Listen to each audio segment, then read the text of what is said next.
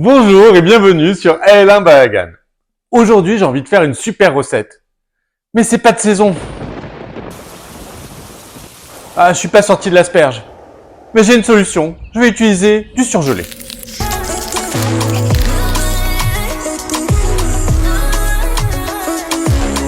Le velouté d'asperges est tout bonnement incroyable. Ça vous botte?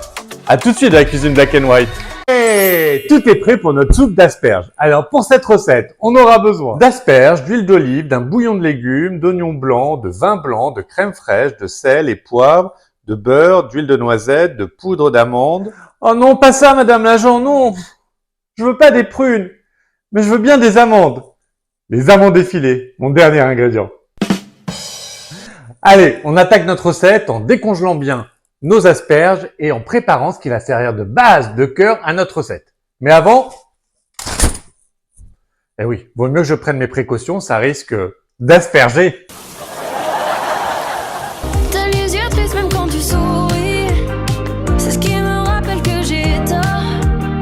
Et j'aimerais te dire que c'est fini, mais je recommence encore. Alors j'aimerais que tu me pardonnes. Pardonne-moi si j'en fais des tonnes. Moi je sais pas comment ça fonctionne. J'ai les yeux qui coulent tous les jours un peu trop. J'aimerais que tu me pardonnes.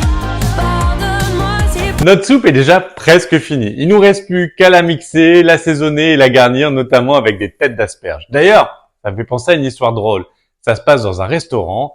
Un client appelle le garçon et lui dit « Garçon, je ne comprends pas, j'ai commandé une soupe aux asperges et je n'ai pas de tête d'asperge dedans. » Alors le garçon le regarde et lui dit « Mais monsieur, quand vous commandez une tarte maison, est-ce que vous avez des villas dedans ?» Allez, on finit la recette, vaut mieux. Docteur, un jour je marierai un ange. On fera l'amour dans les nuages, en priant pour que rien ne change. Tu sais, une histoire ancrée dans les âges. Et docteur, un jour je marierai un ange.